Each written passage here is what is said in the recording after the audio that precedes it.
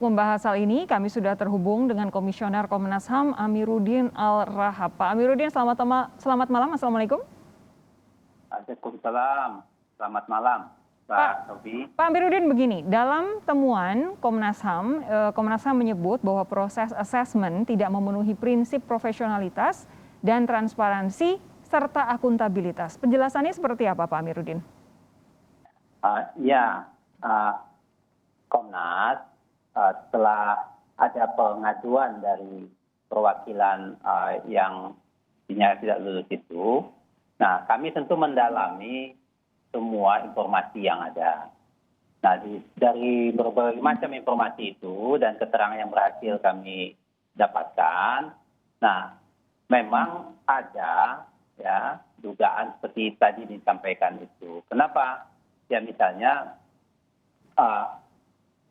tidak terbuka untuk semua yang ikut dalam proses itu dari seribu lebih orang itu, ya ada pertanyaan-pertanyaan yang dialami oleh beberapa orang. Nah sehingga pertanyaan itu membuat ya yang ditanya itu merasa tidak nyaman begitu, dan akhirnya dia dinyatakan tidak memenuhi syarat. Nah jadi itu yang kami coba formulasikan dalam rangka hak asasi manusia. Kenapa? Karena prinsip dalam hak asasi manusia supaya proses semua bernegara ini dalam hak asasi manusia kan perlu yang namanya proses itu transparan, ya, akuntabel, dia bisa dipertanggungjawabkan. Ya. Ya. Sekali juga didasarkan kepada penghargaan pada martabat orang. Jadi seorang warga negara tidak boleh direndahkan martabatnya dalam sebuah proses seperti itu. Begini, salah satu yang saat ini dibahas adalah terkait penggunaan kop surat BKN yang disebut ilegal. Pak Amiruddin bisa menjelaskan lebih lanjut soal ini? Nah, soal detailnya nanti ya, itu ada dalam laporan yang tebal itu. Tapi temuannya yang kemarin kami sampaikan, ini kan dikonfirmasi ya, antara BKN dengan instansi yang lain. Nah, mengapa poin-poin pertanyaannya ini siapa yang buat? Nah, saling lempar kan di situ gitu. Oh, ini bukan kami yang buat. Ini ya, jadi hal-hal seperti itu tadi yang saya sampaikan, dan juga kami sampaikan waktu komisi pers itu yang tidak transparan itu.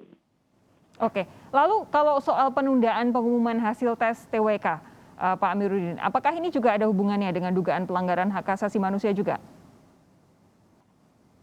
Kami merumuskan dari semua informasi itu ya, seperti tadi disampaikan juga bahwa ada 11 masalah hak asasi manusia yang bisa kami konfirmasi ada dugaan itu tidak berjalan baik gitu. Nah oleh karena itu dari 11 itu memang kita Komnas menyampaikan bahwa proses-prosesnya itulah yang bermasalah gitu loh. Makanya mulai dari dibangunnya wacana pelabelan macam-macamnya itu ya. Nah sehingga ini ya yang kami katakan di dalam laporan ini kuat ada dugaan pelanggaran hak asasi manusia terhadap 11 hal itu ya. Nah dengan demikian kami sebenarnya makanya merekomendasikan tes TWK-nya ini perlu ya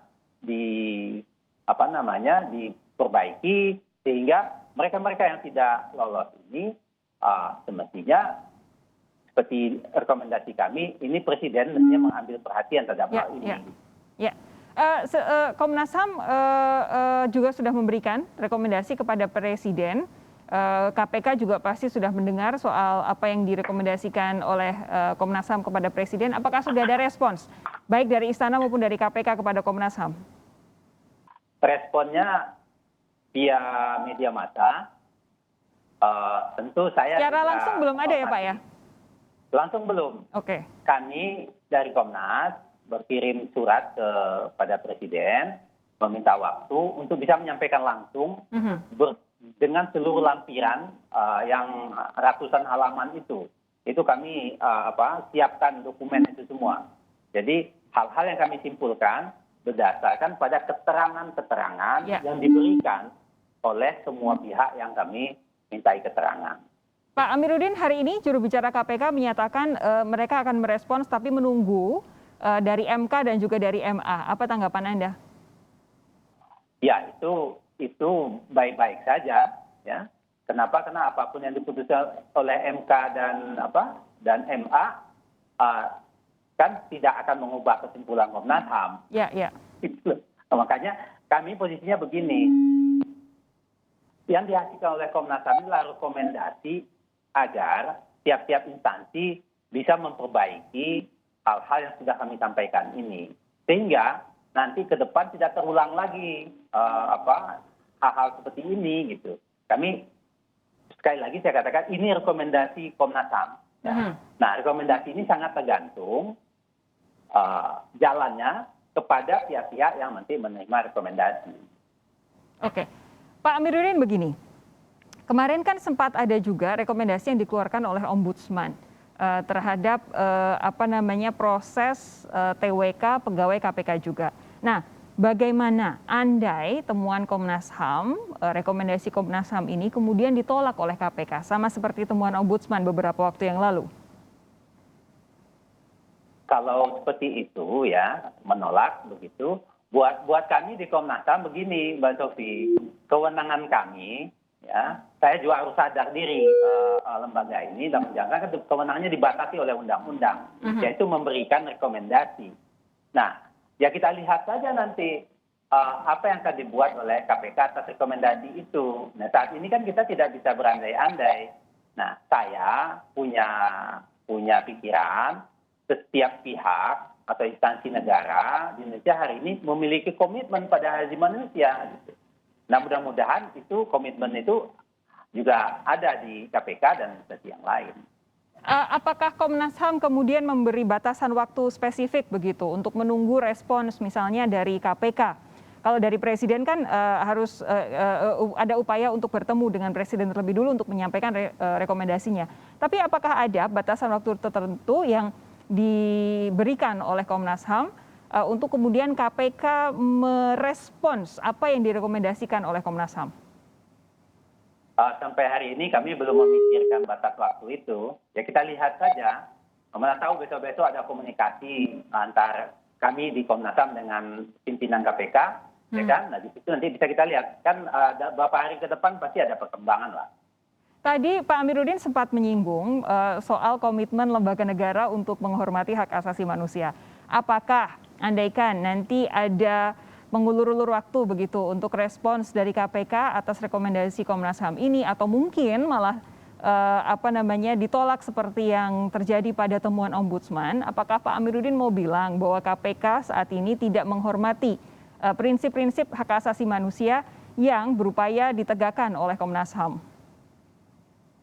Saya tidak mau berandai-andai dengan kesimpulan seperti itu. Tapi begini, undang-undang tentang hak asasi manusia yang menjadi acuan kerja Komnas HAM itu undang-undang Republik Indonesia. Seluruh instansi ya, itu terikat dengan undang-undang itu. Ya. Nah, kita dalam konteks ini kami dari Komnas HAM tadi sudah sampaikan punya prasangka baik. Oke. Dalam upaya kita menjalankan dan memajukan hak asasi manusia di Indonesia dari semua instansi. Gitu. Oke. Ada rencana kira-kira, adakah gambaran kira-kira kapan bisa bertemu Presiden untuk ini, Pak Amiruddin? Kami sih berharapnya secepatnya ya. Tapi kalau Pak Presiden masih sibuk ya mungkin butuh waktu. Oke. Pak Amiruddin, terima kasih sudah bergabung bersama kami malam hari ini di Sapa Indonesia Malam. Kita ketemu lagi lain waktu. Sehat terus, Pak. Terima kasih Mbak Sofi, mudah-mudahan itu memberi informasi yang cukup untuk seluruh pemirsa Kompas TV. Terima kasih. Selamat malam, Assalamualaikum warahmatullahi wabarakatuh. Waalaikumsalam warahmatullahi wabarakatuh. Terima kasih Pak Amiruddin. Saudara